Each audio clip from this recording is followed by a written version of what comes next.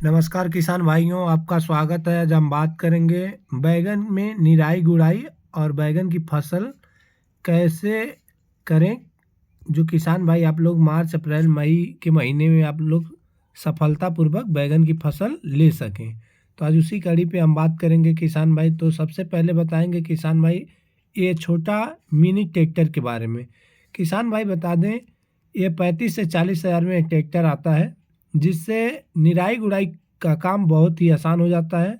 और किसान भाई इससे आपका जो मजदूरी का चार्ज होता है वो बहुत ही कम हो जाता है। जो भी काम ज़्यादा समय का होता है वो बहुत ही कम समय में इस ट्रैक्टर के माध्यम से हो जाता है। तो आप लोग देख सकते हैं इससे जुताई बहुत ही अच्छी तरह से होता है और मिट्टी को भुरभुरी बना देता है।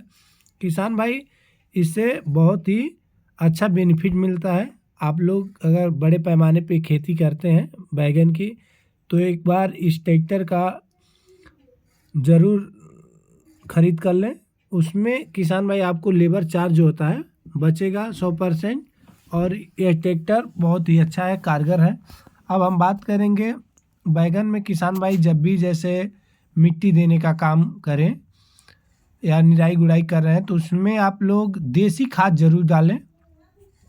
जैसा कि देसी डालने से क्या होता है, बैगन का ग्रोथ ज़्यादा लंबे समय तक रहता है और उसमें फल की संख्या बढ़ती है। और उसमें किसान भाई आपको बता दें, जब भी मिट्टी दें तो उसमें 12-32-16 जो NPK आता है, मिट्टी देने से पहले उसको भी डाल दें। और एग्रो कंपनी का किसान भाई उसमें मिट्टी शोधक आता है, उसको उसमें मिला लें। और जब 12-32-16 किसान भाई डालें तो उसमें मान के चलिए यूरिया भी मिला लें। यूरिया से क्या होता है, पौधे जो भी जैसे पीलापन रहते हैं वो सही हो जाते हैं। और किसान भाई हम बताएंगे मिट्टी सही तरीके से अगर आप देते हैं तो बैगन का जो ग्रोथ होता है बहुत तेज़ी से होता है। और किसान भाई जब भी बैगन में जैसे फरवरी के महीने में अगर माहो का प्रकोप जैसे लगते हैं, जैसे फंगिसाइड कीटों के लिए दवा बताएंगे पहले। जैसे शुरुआती महीने में क्या होता है कि माहो से बैगन की पत्तियां खराब हो जाती है, उसके उपचार के लिए किसान भाई आप लोग कोई भी दवा ना डालें। और उसमें टाटा कंपनी का आता है, टाटा इमीडा के नाम से, उसका ही स्प्रे करें। जैसे अगर 15 लीटर पानी में आप उसका घोल बनाएं, 12 ml दवा लें, 15 लीटर पानी में घोल बनाकर उसका हल्का स्प्रे कर दें। अगर ज़्यादा मात्रा में माहो आपके फसल में लगते हैं तो उसमें आप क्या 2 बार 15 दिन के अंतराल पे या 10 दिन के अंतराल पे 2 बार हल्का डोज बनाकर करें। अगर किसान भाई ज़्यादा डोज बनाएंगे तो उसमें पत्तियां झुलसने का डर रहता है, इसलिए आप जब भी टाटा इमीडा का छिड़काव करें तो हल्का डोज करके करें।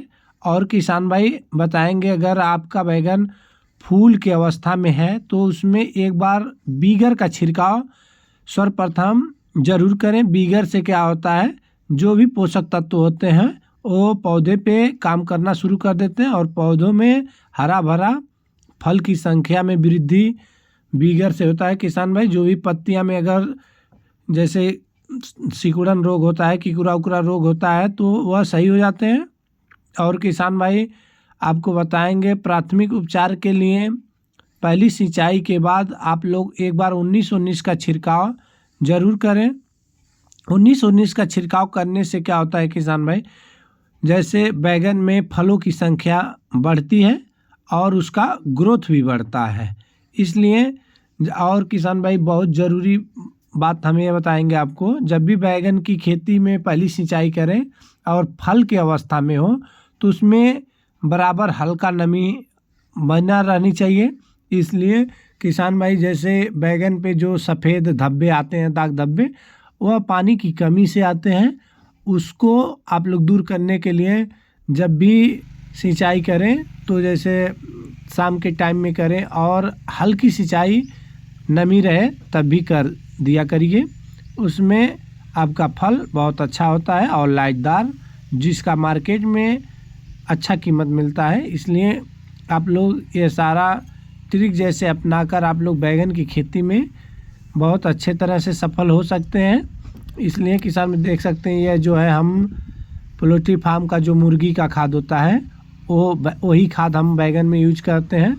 तो इसलिए किसान भाई आप लोग जब भी बैगन की खेती करें तो उसमें थोड़ा ज़्यादा मात्रा में देसी खाद या मुर्गी का खाद होता है जो वो खाद ज़रूर यूज करें। अब हम बताएंगे किसान भाई, जैसे आप लोग अगर गधइला कीट से परेशान होते हैं तो बैगन में आप कोराजेन का इस्तेमाल हल्का डोज बनाकर करें। कोराजेन से क्या होता है, लंबी अवधि तक बैगन में कीट नहीं लगेंगे और आपका बैगन बहुत अच्छे तरह से सही रहेगा। तो किसान भाई यह रही बैगन की जानकारी। अगर जानकारी अच्छी लगी तो किसान भाई चैनल को सब्सक्राइब कर लें और वीडियो को लाइक कर दें। धन्यवाद किसान भाई, फिर मिलते हैं नेक्स्ट वीडियो में।